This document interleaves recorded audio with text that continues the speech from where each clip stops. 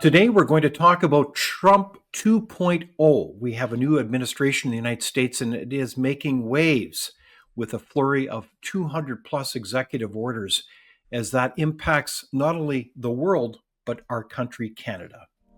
A clear path forward requires looking back and learning. Good public policy requires human connection. It's a consideration of the facts, applying common sense, and innovation. It's urban, it's rural, it's real life. We all have something to contribute. We all have a responsibility to get informed because there's a little piece of Canada in all of us, isn't there? Let's learn on this path together. This is Leaders on the Frontier. So today I am delighted to have with me a guest, our friend, the president of the Brownstone Institute, Jeffrey Tucker. He's a well-known columnist, and he joins us from Connecticut. Welcome, Jeffrey. It's a pleasure to be here. Thank you. Well, it's great to see you in the year 2025. And gosh, we have seen a tremendous amount of activity in your fair country, the United States, our dear neighbor, as it seems like the new Trump administration rebuilds the American dream. And it is really quite stunning, the scope, the scale, the velocity of the change that we're seeing. Are you surprised by what's unfolding here?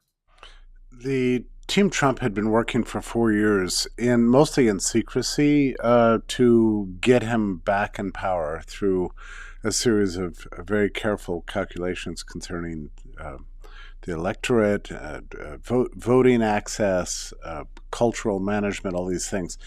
We were mostly kept in the dark throughout that entire period, and all traces to a perception in the world of Trump that working with the media did not advantage him last time, to say the least.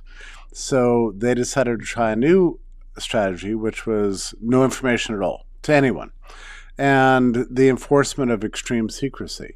So I had a sense that, and of course that worked, right? We got into office. The people who were least surprised by that was Team Trump itself. They knew that was going to happen. Based on the math and the way they were managing things. But I have known now for some months that we were in for some wild surprises. But no matter, and of course you can't stop yourself from speculating what these might be.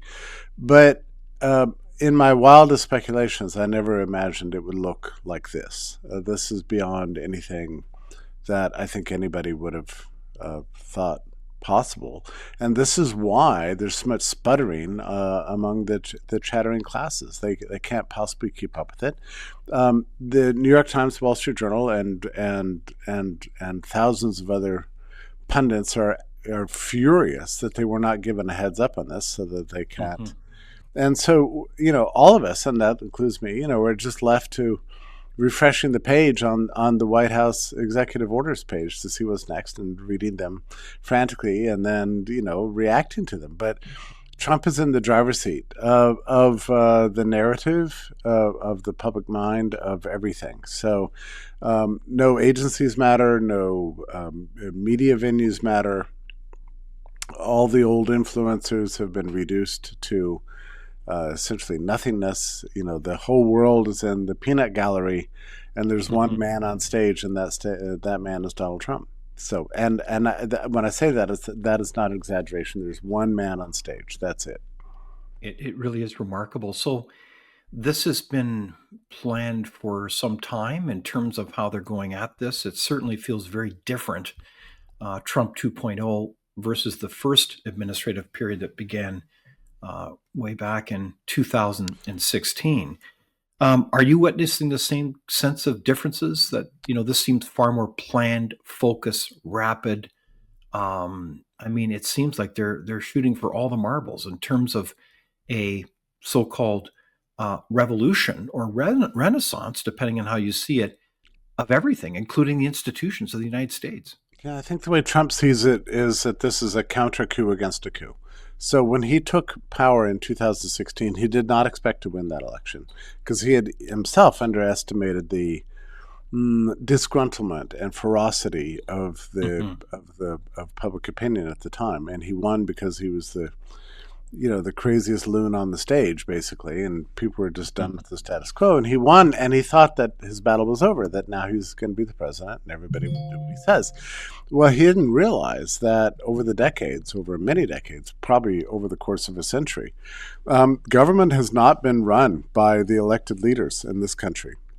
Mm-hmm. And in most Western democracies, they can have some influence at the margin, but the day-to-day affairs are run by the permanent bureaucracy, which set themselves against him. And these people work with the news media and the intelligence agencies, and they constitute a kind of an interest group on their own. And they set themselves against Trump right after his election, claiming that he was secretly elected by Putin or the Russians.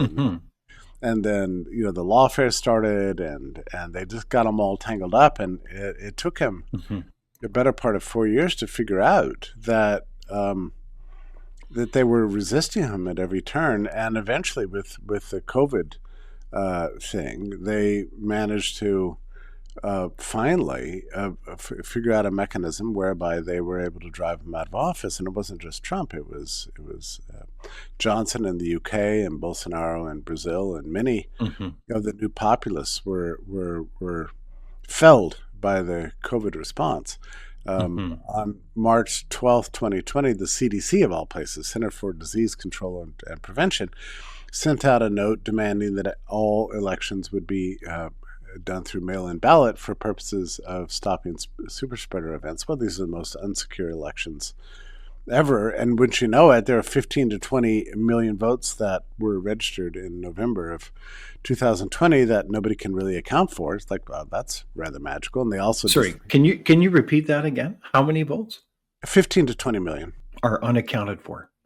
Yeah, I mean, they vanished in this most recent election cycle. Like, they don't belong to anybody. It's like they went away.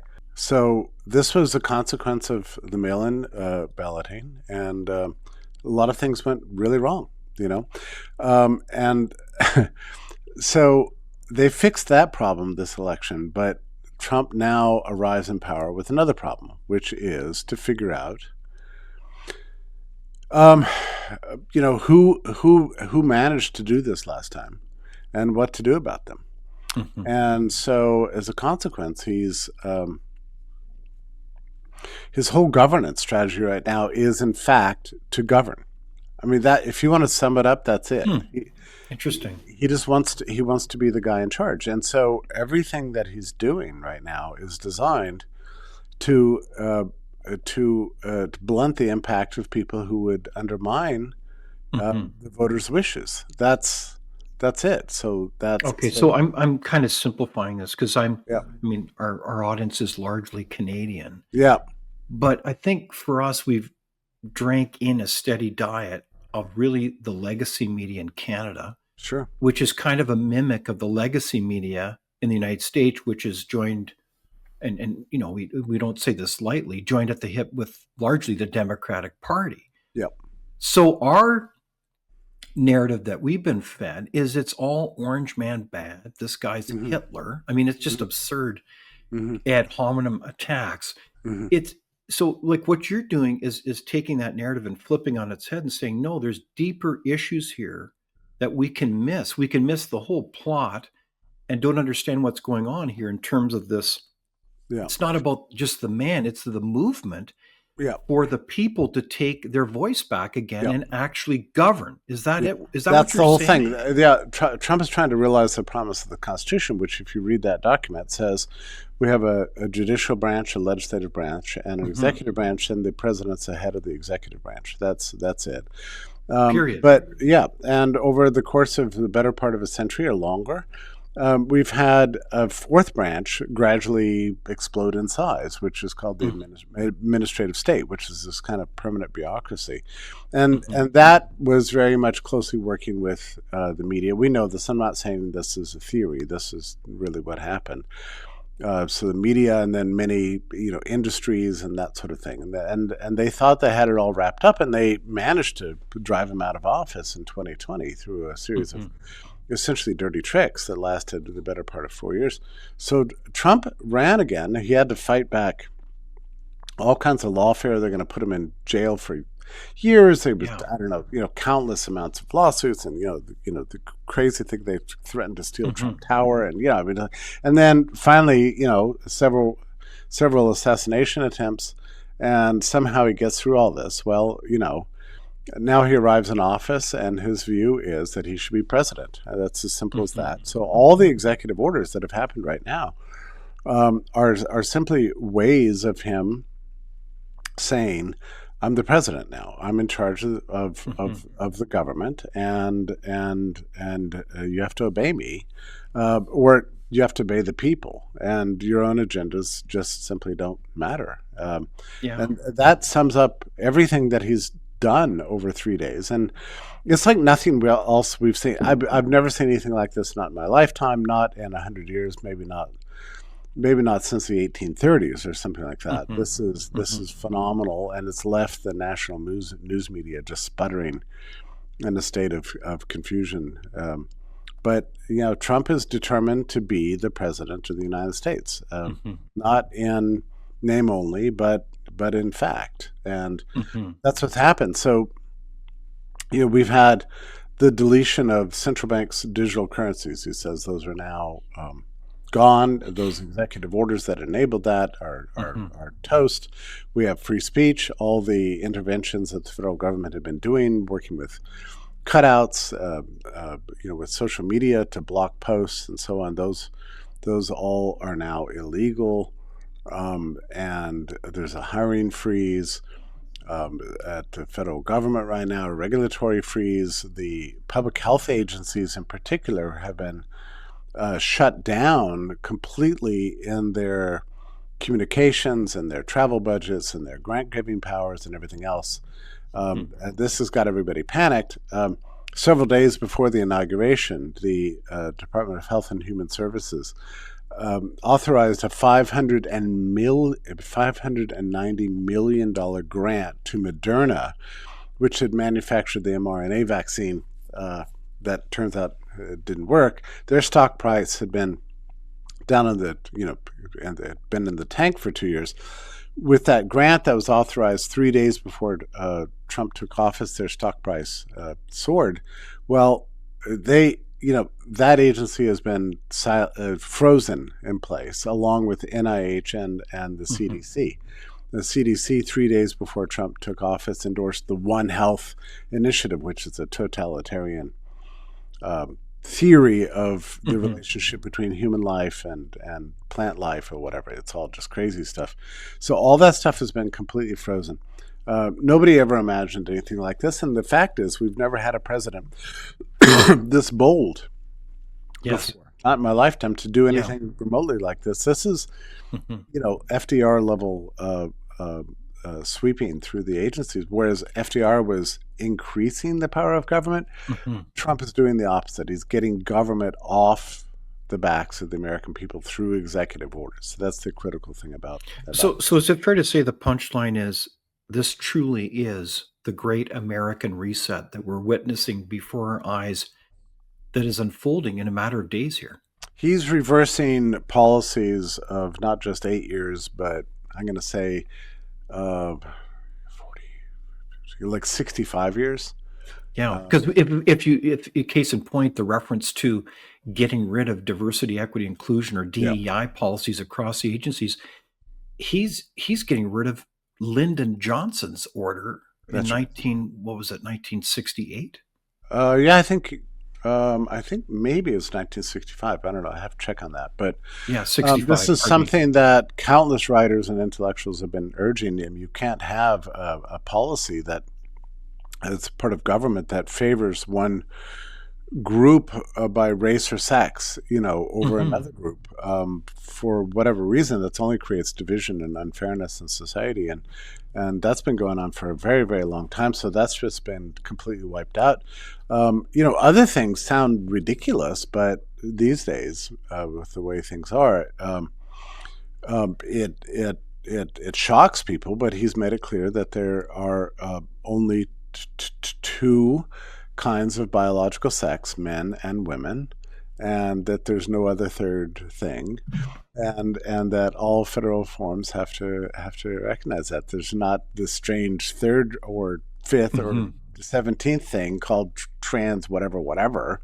Hmm. And so just, I mean, this is just common sense government essentially. But this is also the first president we've had in my lifetime that's he's not in it just to appear to be the president. He's in it to be the president, and that is the big difference between him and everybody else who's ever occupied that office. I think up to now, every president's come to office and they've been glad for the fancy digs, the nice press conferences, Hmm. the big staff. Hmm. And working to guard the reputation and history, so all the Hmm. historians will call them great, and that's been the deal. You play ball with the establishment, and we'll say you're wonderful. Well, Trump, after having survived multiple assassination attempts and countless warfare, says, Hmm. in his own mind, we're going to figure out who did this to me last time, who subverted my presidency last time. And this time we're going to be in charge, just like the Constitution says we're supposed to be. So he's wiping out everything that stands in the way of that, and part of that is a gigantic. Again, there's been so much happening that people can't even comment on all the things. But he's done a reform of the civil service that takes us back probably to 1883. What he said is that any employee that of the federal government that's involved in the civil service that is dealing in matters of policy as a career, it is now an at will hire. So he or she can be fired by the president. The department can be closed. Hmm. They have to do the will of the people, Hmm.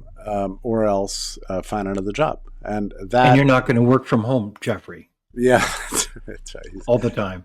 Yeah, yeah, No, it's truly stunning. And so, in many respects, I mean, if you had to sum up, those executive orders really have been planned for quite a while, but they reflect the key promises, I'd suggest that he made yeah. I and think that's resonated right. with the electorate, right? Yeah, that's I mean, right. And no open borders, that's the right. issue of affordability in the economy, unleashing the economic miracle that's the United States, Yeah, and thirdly, confronting these bizarre cultural wokeism ideologies. yeah.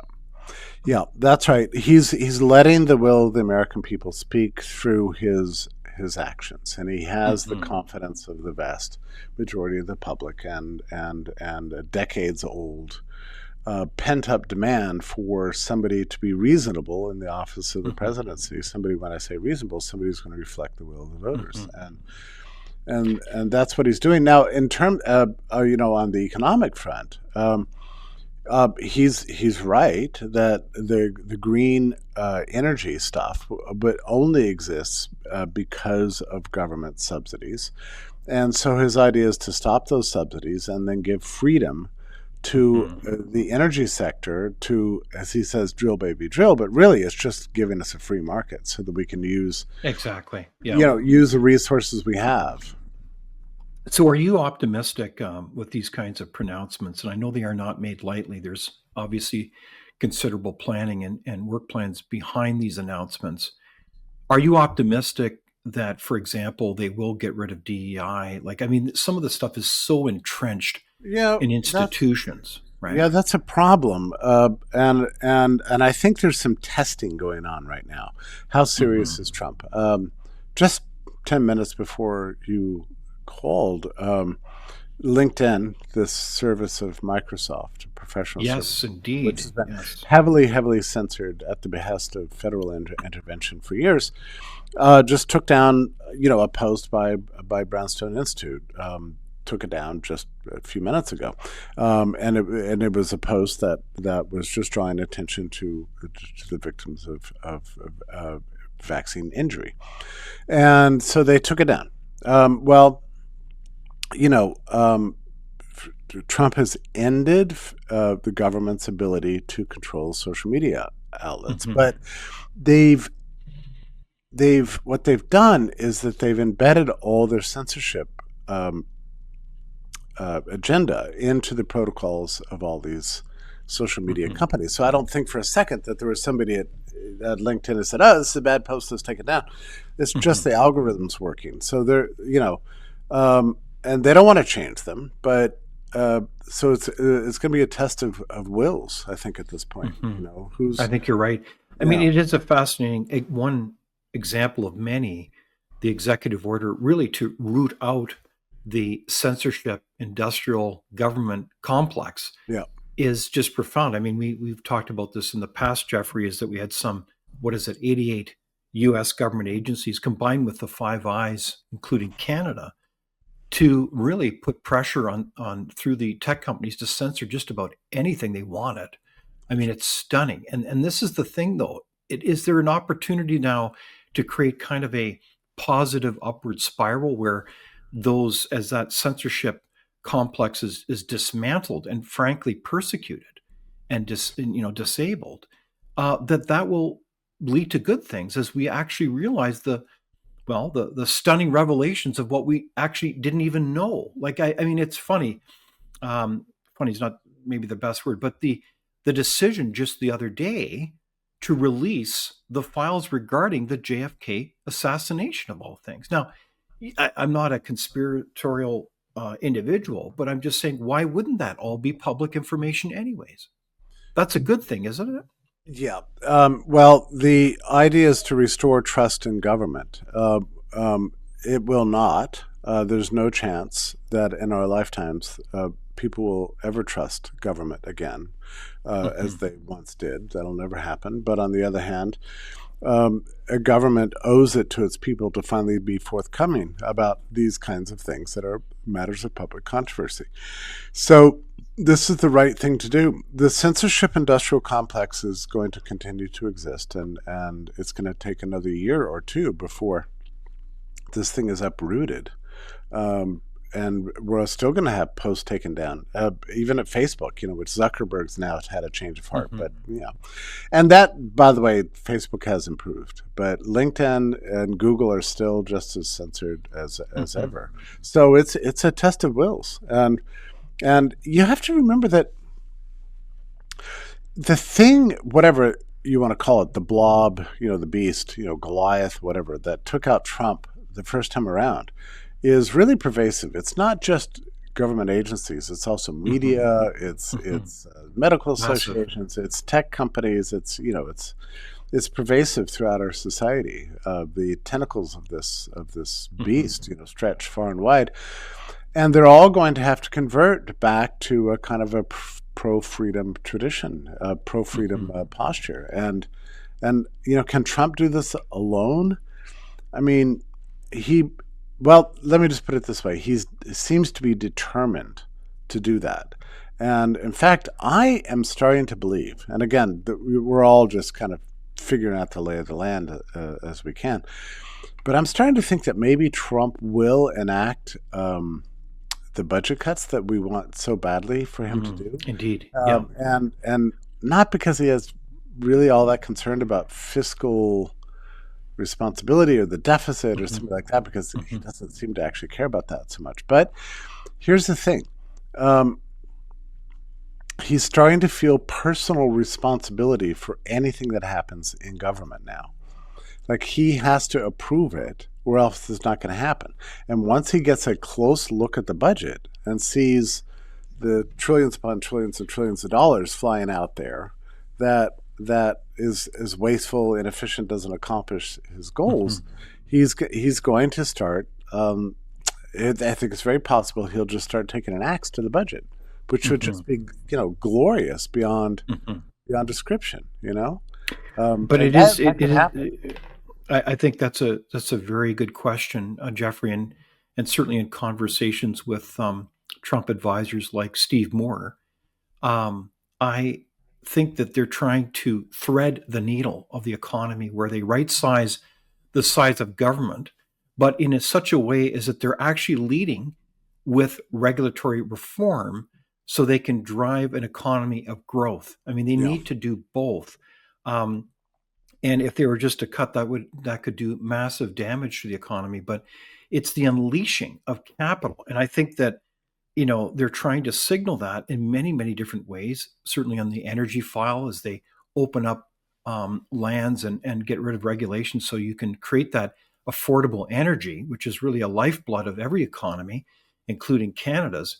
But in this case, the interesting announcement regarding AI recently, artificial intelligence, of some 500 billion is a very intriguing announcement. I haven't had the opportunity to fully So examine it, I but don't my read on that, and let's go back to the deregulation thing in a moment. But my read on that is, first of all, Larry Ellison was up there. hmm Trump really liked the fact that these tech bros were all having to kiss his ring. So that was, yeah, and indeed.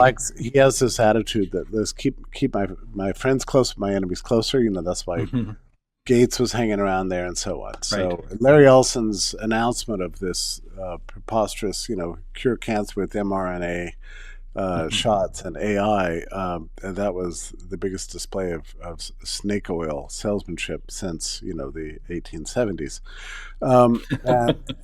And keep in mind that Trump didn't.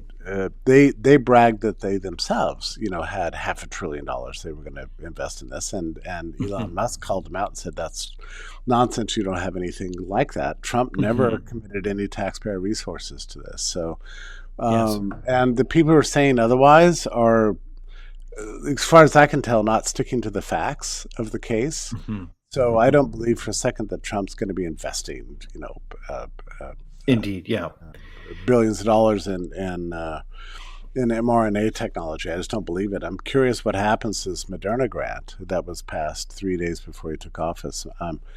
Based on what I'm seeing right now, I'm guessing that that'll be frozen and reversed. So hmm now, on the deregulation front, another one of his executive orders specifically deals with products that don't work, and hmm it names shower heads and toilets I and noticed that. dishwashers and Yes. washing machines and so on. And he says that any regulation that inhibits people's ability to serve the consumers directly with innovative products is hereby repealed. Now, I don't know what that means, because you're talking about many dozens of agencies and millions of pages of regulations. And are those now hereby repealed? I don't think anybody really knows for sure. And it seems hmm to me that the only way you're going to be able to test this stuff is for the manufacturers to get out there and make things and hmm see what happens. I mean, can you make a toilet tank that's more than 1.7 gallons? I don't know. I mean, right now, in the old days, people used to smuggle those across the Canadian border to the U.S. because they were so Right. valuable.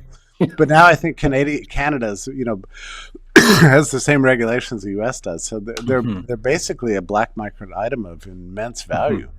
Are those going to be now legalized? I don't think anybody really knows. That was one of the most encouraging and thrilling executive orders, but I'm just not sure what it means in practice yet. Yeah. No, it's very interesting to see where this goes as the new administration does the reset to, frankly, a emphasis on merit-based a merit-based society, the right sizing the size of the state, deregulation, clamping down on the borders, and even cultural issues. So it's really quite a time. And of course, we'd be remiss if we didn't highlight some of these cabinet picks that are coming into place. I'm fascinated by the process because, as I've observed it briefly, it seems like the confirmation process is right on point, where even the Democrats don't seem to be on their game. Like Yeah. it's trivial stuff. I mean, there's a picture of Elon Musk as an example in his enthusiasm doing it. Yeah, there it is.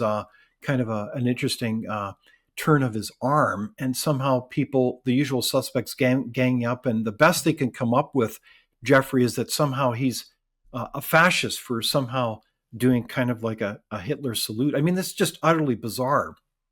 They But you tried to get see that these. they tried to get that trending as a topic and a source of public controversy for 3 days, but it was just hopeless. Everybody knows he's a little bit of an awkward guy, and doesn't always understand the symbolism of what he's doing. What he's trying Mhm. to say is, "My heart is with you," and he's trying to throw his heart. Yeah, It's like, and we I know mean, come that. I on. mean, like, just stop it. This just It's it's just trivia. So in this environment, though, are you impressed how these cabinet picks are coming together? Our friend Dr. Jay Bhattacharya seems like he's coming together as well. And Yeah. I mean, it's quite a lineup of talent. Or what's your take on this, When the J Jeffrey? case, he's slated to take over NIH, but he has to be confirmed by the Senate. But in the meantime, the guy who's now the acting head of NIH was the one vaccine specialist and doctor at NIH who uh, uh, uh, wrote scientific papers against mass vaccination Indeed. Yes. in the pandemic and opposed all the vaccine mandates.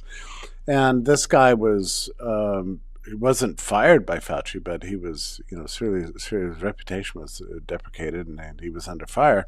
Well, now he went from being on the out to being suddenly the head of NIH. So that's a really important symbol, that particular pick. And Jay will certainly be confirmed, and as will RFK.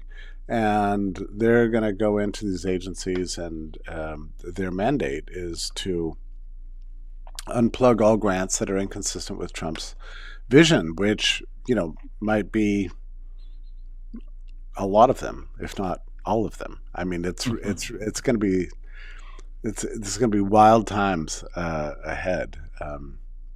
It really is quite stunning revelations here.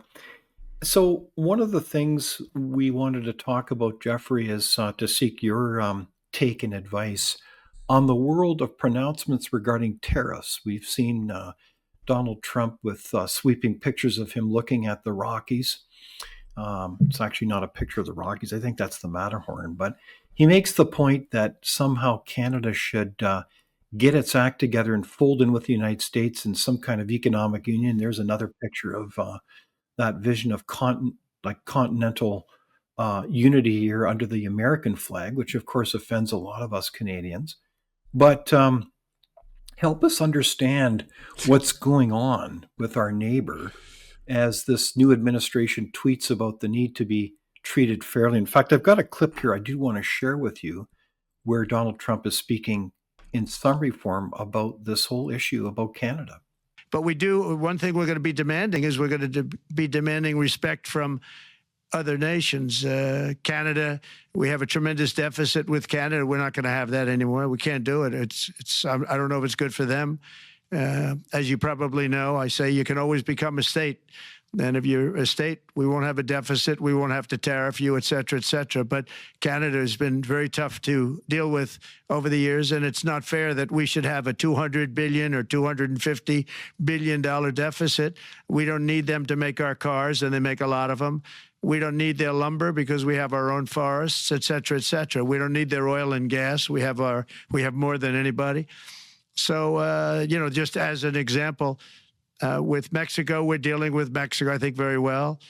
And we just want to be treated fairly with other nations because there's hardly a nation in the world, and I blame this on us, and I blame it on politicians that, for some reason, mostly it's stupidity, but you could also say other reasons, but mostly stupidity. They've allowed other nations to take advantage of the U.S., and we can't allow that to happen anymore. We have debt.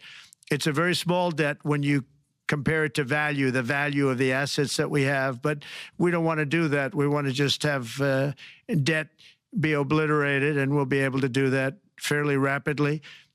So there you have it, as Donald Trump talks about threatening Canada, among other countries, with a 25% tariff or some other magnitude. What's going on there, Jeffrey? Help us understand what advice you might offer us as Canada.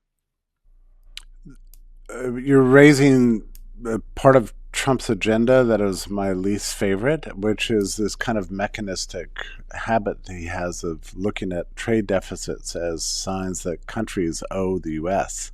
The reason why most countries in the world are running a trade deficit to the U.S. is entirely due to the strength of the dollar as the world reserve currency. As a consequence for that, we have, in most countries in the world, they have the capacity to compete with American producers on a whole series of grounds, not just regulations, which are very high in the U.S., and fortunately those are going to go down, but then also just lower wages, right? And so under those conditions, U.S. becomes this sort of forever importing country, and our exports are limited to energy and debt and financial services and this sort of thing. And that's a structural problem having to do with the international monetary system. It's not because Canada owes the U.S. anything.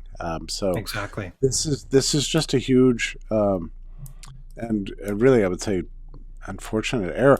Yeah, the grain of truth that he's speaking of traces to 18th and 19th century, and even first half of the 20th century, international trade relations, where we were under gold standard, and the accounts would settle between nations based on flows of gold.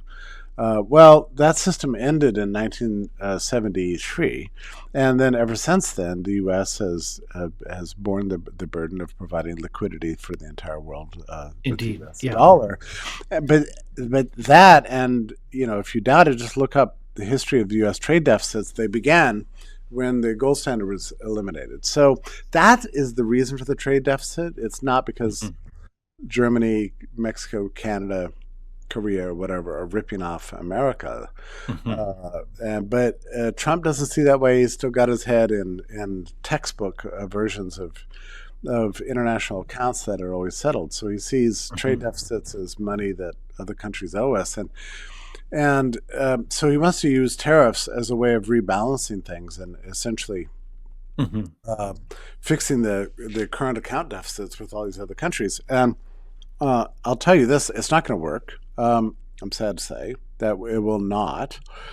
The only thing it'll end up doing is diminishing the amount of imports that the U.S. has, benefits from other countries, whether it's China or Canada or whatever. And those tariffs are going to be paid by not by Canada, but by U.S. producers and consumers, and it'll put a lot of pressure on Canada. And I don't like the way he's going about things. However, the only thing I would say is this, and I can't say this with every amount of certainty, but it seems like he enjoys using the tariff threat as a way of bringing people to the table for negotiations. Indeed. Yeah. And that may be the answer for Canada. If we can get some changes in political leadership in Canada, and that looks like that's going to happen sooner rather than later, get a good, a good diplomatic relations there. We can stop all the silly talk of Canada becoming a state and everything. It's it's all fun and games until it's not, and I hope Canadians can take a joke. It might be being tested at this point. Well, Jeffrey, I know we're friends, so let's reach across the border and work at this issue. But in the meantime, I mean, it is very interesting, the observation regarding, the currency exchange and the reserve currency issue. I think that point is well taken. There are other related issues that help frame up our bilateral relationship that are being tested. I mean, let's face it, we do have some border security issues with Canada, like fentanyl is being produced and shipped in the United States. So we've got to get a handle on that. And we only inspect about 1% of our millions of containers coming into port. So so we've got to kind of get our act together. But in the meantime, this is proving to be quite a challenge for the Federation in Canada to say, hey, how are we going to work together actually as a unified team? And how do we get our policy shop in order? We don't even have free trade within Canada. It's absurd, like between provinces. So this is long overdue change that perhaps Donald Trump's missives can kind of help us get our act together. So who knows? Yeah, maybe. My biggest hope is that the deregulation in the U.S., if it takes place dramatically and quickly, will cause domestic production to go up and to create an environment where the U.S. is not forever supporting the production of other nations to compete with U.S. Indeed, producers. yes. And I'm my long-term hope, and I'm not anywhere near predicting that Donald Trump has an interest in discussing this or understanding it, but I'm hoping that the international monetary system will somehow reset, in a way that will fix this problem of the U.S. being the liquidity provider to the world. And I know Trump sees it as a matter of national pride that the U.S. dollar be the dominant currency in the world. The problem with that is that all else equal, and not everything is always equal, but all else equal, that means that forever the U.S. will be a consumer economy based on importing from abroad. So that's the way the math works out. And if Trump wants to change that, he's going to have to recognize that we need a much lower value of the dollar relative to other currencies. That's the first thing. The second thing is the U.S. needs to stop printing up so much debt. Exactly. Yeah. That is being held in central banks around the world. And I'm speaking specifically here of China and Japan. It's something like national suicide for the U.S. to forever be minting more treasury bills and then having them being held by central banks around the world that use those as collateral on which they expand their industrial bases to directly compete with American producers. This is an unsustainable thing.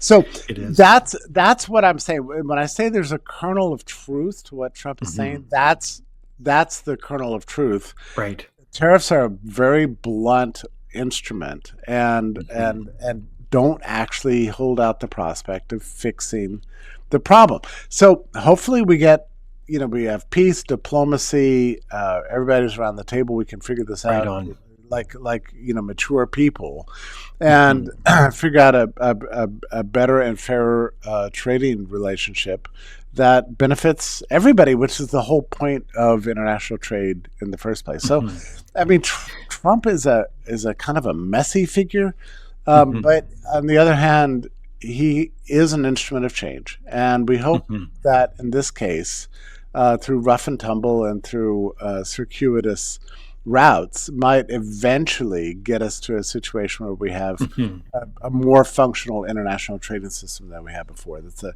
big hope, but I hope we'll get there.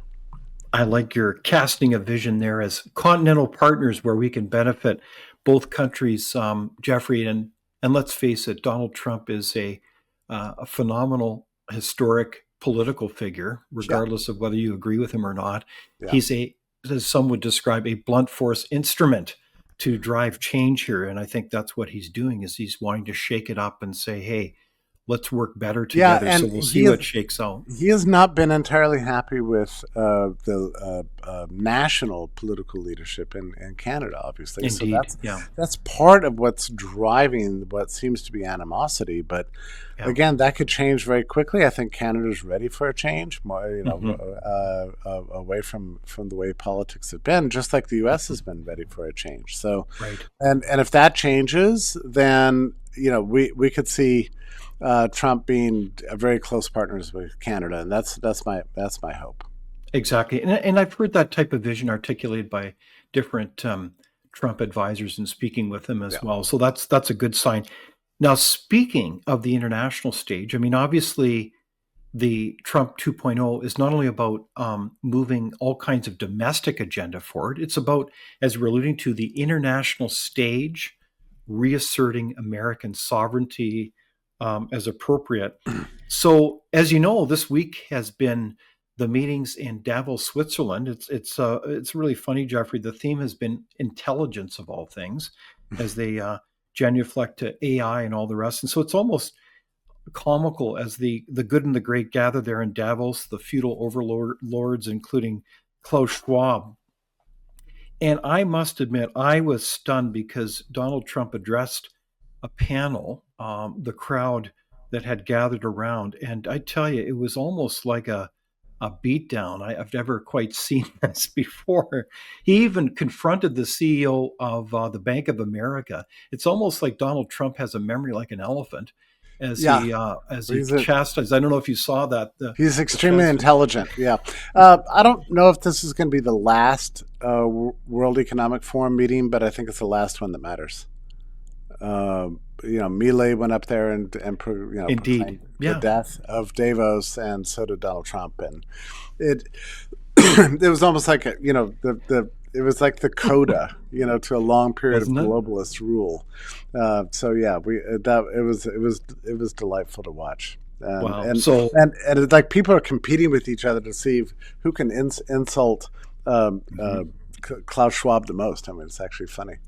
I mean, it's stunning. He shows up and basically declares the non-secret of the world that he's an anti-globalist. So it was really quite a day to behold. So I think that's yeah, is globalism dead? So I think you called it before I could. So well done, Jeffrey. Yeah, and So let's just be clear. When I say globalist, I think people who use this term in ways that are a little unclear. We're not talking about mhm. international trade. Yeah, of course, yeah, We're talking about international governance and this yeah, strange cabal that seems to have seized control of the world between the World Health hmm, Organization and the World Bank and right, all the rest of it. And we saw it in operation during the COVID lockdowns, where all hmm, economies in exactly, the world shut down and followed the exact same path. It's like, why did that happen? yeah. And now So the other day, what does Donald Trump announce?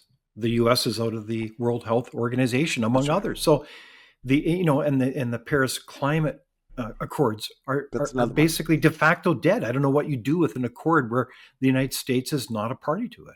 Yeah, that's right. And the same thing with global censorship. That was also another globalist Yeah, indeed. thing. So there have been these globalist. And the thing about globalism, our political systems are set up in theory so that the people of individual nations can control the regimes under which they live. So we have the franchise to vote people in office and out of office, and they oversee the regimes, and that gives the Hmm. people control. Under a globalist regime, there is no uh, uh, there is no global plebiscite. So if a policy is being enacted on a global level, that necessarily disenfranchises the people of all nations and Hmm. leads to rule by an elite, Hmm. and that is inconsistent with every vision of Western democracy we've ever had, and yet that's the system Exactly. that was gradually constructed over many decades, and Right. that's what is being tested now, and probably cannot last, I think. Yeah. So that truly is a reset again of the so-called post World War II global order rules. Right. So it's a Yeah. very interesting time. So we'll see what happens in the Ukraine. We know we've seen releases of hostages already before Donald Trump has even gotten into office, and we'll see how those things work. But I did want to talk a little bit about. Well, why don't we talk about the Monroe Doctrine briefly? Um, when we look at these kinds of images, it's kind of a joke of sorts. But when we talk about these pronouncements that Donald Trump is alluding to about Greenland, of course, Canada, and of course the Panama Canal, and all of them have their own interesting history. But I would say, are we seeing the reassertion of the United States say we are going to reassert this Monroe Doctrine that says we are not going to tolerate any monkey business of superpowers mucking around Greenland or Chinese companies operating the Panama Canal. We are going to safeguard our sovereignty and security because security trumps everything else. Is that what we're seeing here, That Jeffrey? maybe I I don't know how to read this Greenland Panama Canal stuff very well, but the Trump always there's always reason behind the madness, and part of that, a lot of this talk about the Panama Canal and Greenland and Canada's and 51st state and all this weird stuff that was in the weeks before the inauguration, and I think part of that was designed to as a deflection attempt to get people talking about this weird stuff, so that way he could maintain the element of shock to do what he's done over the last 3 days. And you notice none of these executive orders have anything to do with the Panama Canal or Greenland or Canada. They're all Hmm. related to U.S. Yeah, good point. controlling the U.S. So it's just I don't know how much of this is theatrics or not. The one thing that he did do, which I find a little weird, but is rename the Gulf of Mexico to the Gulf of Yeah, America. Okay, yeah. Why did I he do mean, that? I, I, for all I know, he had a map in his office, and he said to his aide, "Hey, why is this called the Gulf of Mexico? It's really the Gulf of America. Let's change it." Mhm. I don't know.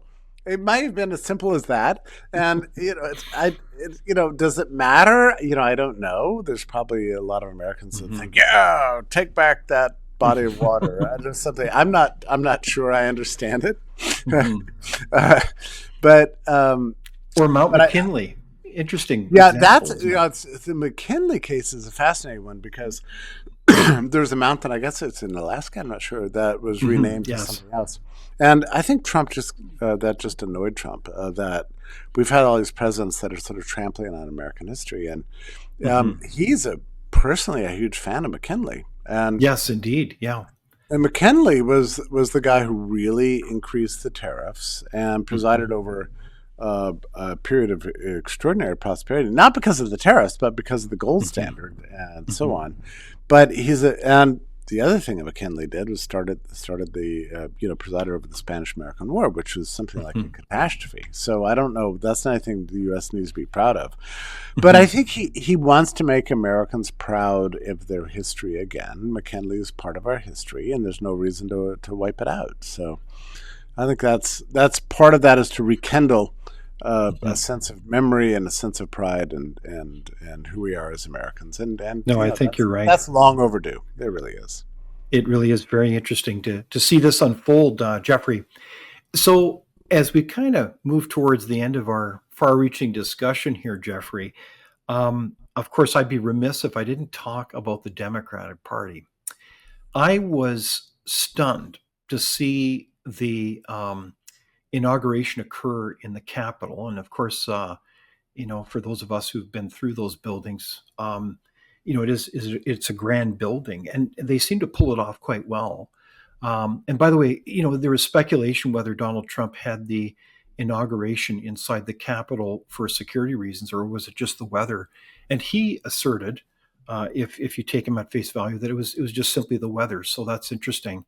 But they had this inauguration in the Capitol, and he just goes at it full bore in terms of this assertive speech, to put it mildly. And what's fascinating to have seen, in many respects, the key parties that have thrown everything, including the sink, at preventing him from taking electoral office again. You had, of course, the Clintons. Uh, you had George Bush there. You had, of course, Barack Obama, among others. What kind of body language were you perceiving there as his speech unfolded? I mean, it was really a remarkable presence of pretty key people that have given Donald Trump so much grief over the last many years. Well, if I want to speak just bluntly and truthfully about that matter, I would say this: there there's never really been in the post-war period an honest presidential autobiography. If there were, it would say something like this: I was out on the campaign trail. A lot of people gave me a lot of money. A lot of voters voted for me. I won. Then I got to Washington, and there was a machine already running and in place. I didn't disturb it. I showed up to a lot of press conferences. I cut a lot of ribbons. Went to bed early. Hosted a lot of dinner parties. We decorated for Christmas. Read the newspapers, and then 4 years went by, and I left, and that was it. So none of these people that were in the room who was past presidents really ever gained control of the office or Mhm. the executive departments. They were all just along for the ride. And when they write their autobiographies, they're always the center of action. And then I did this, and then I met with this foreign leader, and it was great. I made this grand decision. Mostly it's all nonsense. They have a machine that's already in place, and they all deferred to it. Trump is the one guy who's actually been elected in a very long time, who's taken seriously that he is the CEO of the whole of government, including the civil service and everything else, and that he is going to take responsibility for everything that happens. They know that. The ex-presidents know that. This is the big secret in Washington, that we haven't had a president in a very long time. So they're all panicked that Trump is going to bring common sense government to this term, and nobody really knows what to do about it. We've had a kind of a passive deal that's driven public life for a very long time, where the president pretends to be in charge, and the civilian bureaucracy pretends he's in charge, and then they go about their business, and that's worked, but that's not going to work for Trump. He tried to play along in 2016. Look what they did to him. So he learned a lot. He learned, yeah. So no more figureheads. We're talking to a real president who's taken the reins of power. That's right. And resetting it. So I think that's a very important takeaway. And I think it was fascinating as well, because I'd be remiss if I didn't mention that the other party that was in the room was a guy named Joe Biden and his wife, Jill, Dr. Jill Biden.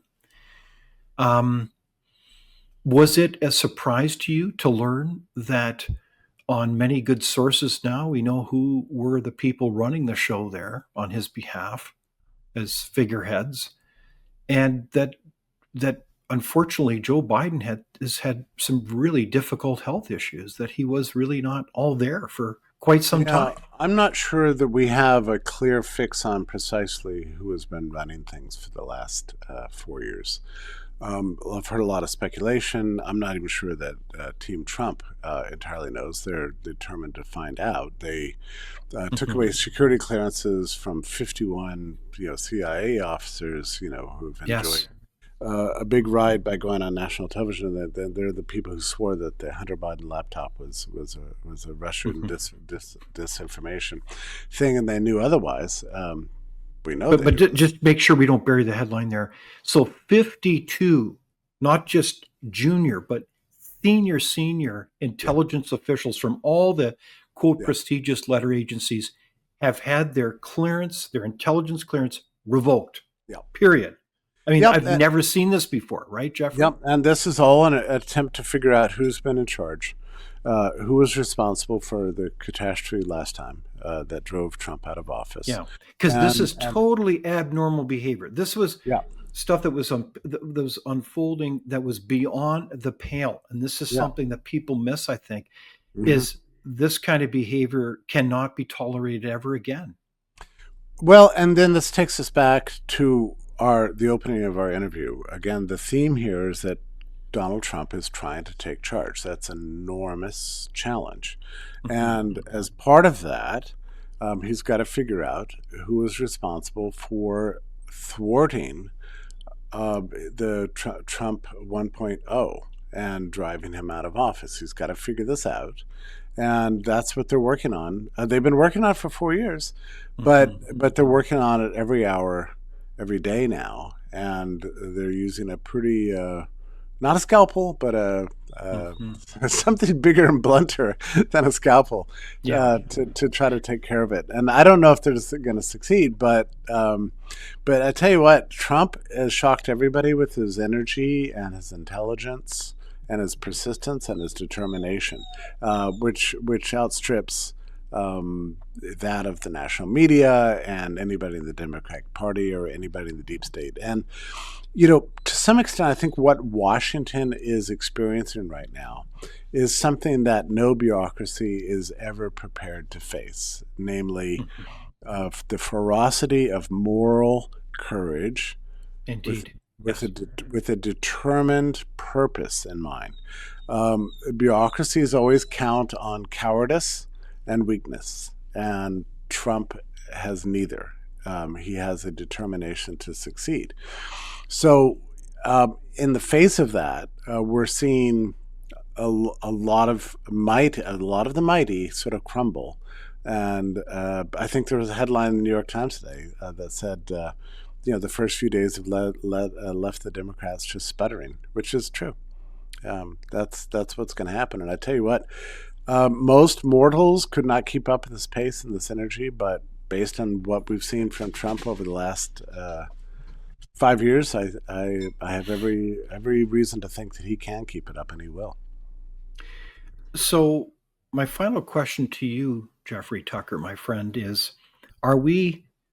what's it like in the United States here? What's your sense? Is there a sense of optimism and energy, a new golden age that's been talked about as there's references made to going to Mars, releasing the energy of the American economy, artificial intelligence?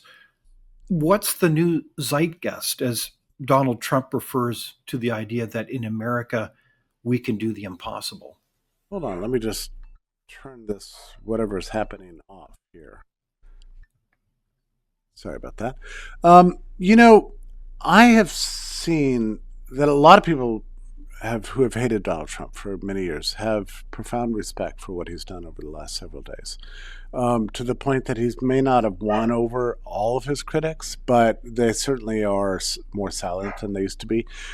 And people have known for decades there are certain things that are just wrong that needed to be changed, namely DEI, a lot of what Trump's doing, the censorship, a lot of what he's doing, everybody instinctively knows is the right thing. So his critics are few and far between. The U.S. has a lot of structural economic problems that need to be overcome before a golden age dawns, but we'll see. Certainly there's more optimism in the land now than there was, say, a year ago. Well, it has been a pleasure, Jeffrey Tucker, president of the Brownstone Institute, for joining us for this far-reaching conversation. So thank you so much. Pleasure to be here. Thank you so much. Thank you for watching Leaders on the Frontier. We're a nonpartisan think tank. We explore ideas, policy, and practical solutions that can make a difference in the lives of Canadians. We do not accept any government funding. We work for you. Thank you for supporting Frontier. Visit fcpp.org to give. While you're there, be sure to check out our latest articles and research. Without open discussion and debate, you're not thinking, nor are you free. Comment below. We'd love for you to join the conversation.